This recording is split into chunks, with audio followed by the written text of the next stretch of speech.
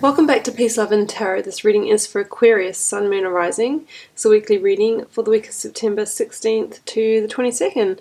The cards this week, Aquarius, we have your Oracle card, Soul Family. We have the Eight of Wands with the Wheel of Fortune. We have Justice with the Nine of Swords. We have the Four of Swords, and we have the beautiful Empress card. So I'm just going to start with your Oracle card here. I'll read that out to you, Aquarius, to set the theme for the reading. So, Soul Family, call in your tribe. You don't have to do it alone. It is time to call in your soul family and support team. People who get you at soul level. People who are the same kind of weird as you. People who are your chosen family. They are coming and they are looking for you. If you haven't found them yet, it's a sign that they are close by. But in order for you to find them and recognize when you do, it's important that you stop dimming your light and truly let yourself be seen. So Aquarius, I really feel that you are being guided this week, and your angels, spirits, guides, whatever you believe in, are definitely on your side this week. And I feel like you are releasing a dark situation. So when you do that, often your vibration changes. You actually, the frequency that your energy vibrates at shifts.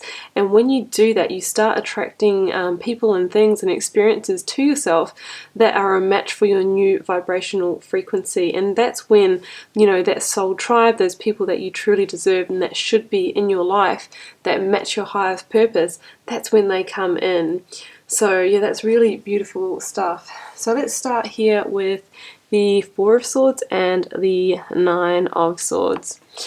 Yeah, so look, I really feel like some of you Aquarians have been in a situation for some time. I'm not talking about the last week, I'm talking about months. For some of you, it may even have been years, in a situation that has kept you stuck. So what could this be? It could be a means to an end career that you've always, career, role, job, that you've always wanted to end, but you couldn't because you had financial obligations to your family, or maybe you didn't have the self-belief that you could go out and get something better.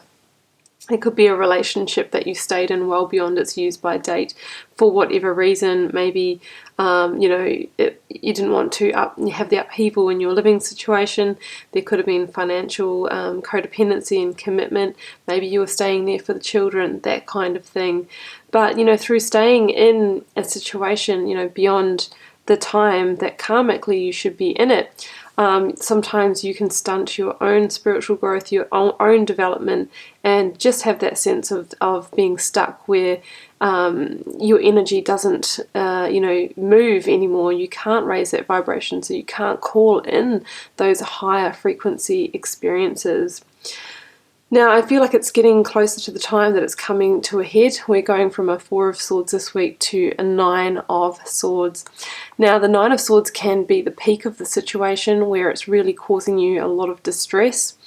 The kinds of anxiety. Some of you may have even, had moments of depression or insomnia, those kind of feelings that you can't quite get past, and every time you have a quiet moment, it all just comes clouding and flooding into your mind, and you just really feel like, life has been stacked up against you, and, the overthinking, over-analytical kind of mindset. That's what the Nine of Swords represents.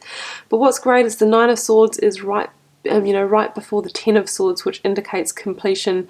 So here we have somebody who is almost ready to complete the situation. And you know what, I feel like this is actually a very recent past, because I think that the next thing that we see in your reading is actually the completion of the situation. Just going back to the Four of Swords here, we do see the link to the Three of Swords, which, if you know the writer version of the card, it's the heart with the swords going through it. So this does say to me that there is an element of hurt, pain, grief, despair, that's what we also see here, associated with the situation. So one good reason to remain unmoving and stuck in a situation is to avoid the pain that we know we'll need to go through when we do actually end the situation. But to get to the next level in life, to get to the beautiful stuff like the Empress, we need to release it, and we need to go through the pain.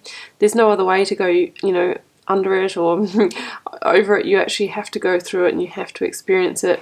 But what's great is that as soon as you you know, as soon as you open this wound up, it will start healing as quickly as possible. So it's really time for you to release this situation so that you can move on. And, you know, the universe is saying to you this week with the Wheel of Fortune that it is absolutely karmically time for you to bring this situation to completion. Here's that 10, going from the 9 to the 10. This is your completion. And the Wheel of Fortune says that, look, you know, it's probably most likely a karmic contract, the situation. I'm not sure what you believe in, but you know, I believe that we come in here with certain contracts to people, situations and things to work through our karma so that we can spiritually evolve and develop and raise our frequency and become the being, you know, become that light being. So I really feel like you have learnt whatever lesson that you need to from this situation. So now it can complete so that you can release this stuck energy here. The Wheel of Fortune indicates, you know, a total swinging of the pendulum, a total luck change, a total shift up of energies. A strong completion followed by a strong new beginning is what we see here. And the Wheel of Fortune is also said to have a 10-year energy. So what you're, you know, the decisions that you're making around this now is setting up for your whole new chapter. You know, we have that with the Justice card too. So of course this says it is karmic timing for you to bring justice to this situation. Because this is a person who realizes that it's no time to, you know, to rest and to be checked out of the situation anymore. They are literally grabbing this final sword here, which I think you have been keeping these, you know, these cards up your sleeve until it's the right time. This person is coming out of this slumber, grabbing that sword and saying, now I demand my justice. This situation needs to come to a head. And with Justice card here, it says that a modification needs to be made, a fair and just modification in the direction of the party that it should. It's bringing the universal balance sheet back into balance here, balancing the scales. So I feel that there's a strong sense of you stepping into your power, Aquarius, here and bringing the situation to justice. Look, it could be just having a really honest, frank conversation with this person. For some of you, it may even involve going through some kind of legal process through a lawyer, contractual agreements, either starting one or ending one, divorce papers, work contracts, that kind of thing. But either way, you know, this is inevitable to bring the situation to the end that is ready karmically, under divine timing, to happen. And don't forget, you know, you've got your soul family, you've got that guidance with you this week, and not just on a spiritual level, but this tells me that there are people around you that have your back, that can help you with the situation. And you know, when this happens, this completion that we've got here, the next thing that's on offer for you is really swift change in a whole new beginning. And I just want to show, you know, the difference here between that Four of Swords and the Eight of Wands. Like this is a total pace change. This is like, okay, we've just been waiting for you to release that situation so that we can just speed things up in your life. I feel like the universe wants to play catch up with you and wants to bring in strong new beginnings that have been just behind the door the whole time. Because the Empress, is the birther of new beginnings. Not just any new beginning, but beautifully abundant, fertile with all your dreams and desires kinds of beginnings. She's in number 3, the beginning of manifestations. So we're not saying that, you know, the perfect life is just going to open up immediately for you, but this week you might see the glimpses of what your life can be. I think it's when the hope is restored. You know, the Empress is the promise. She is the strong promise of an abundant new future. And I really feel like that's going to, that change is going to happen really quickly under the Eight of Wands. The Eight of Wands also has an element of divinity. So you've got 3 elements of that in your reading. So I think this is a really guided process for you.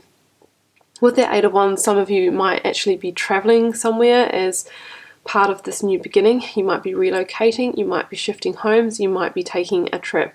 And on that trip, there could be a new beginning on offer. You might meet someone, you might get a new offer of work.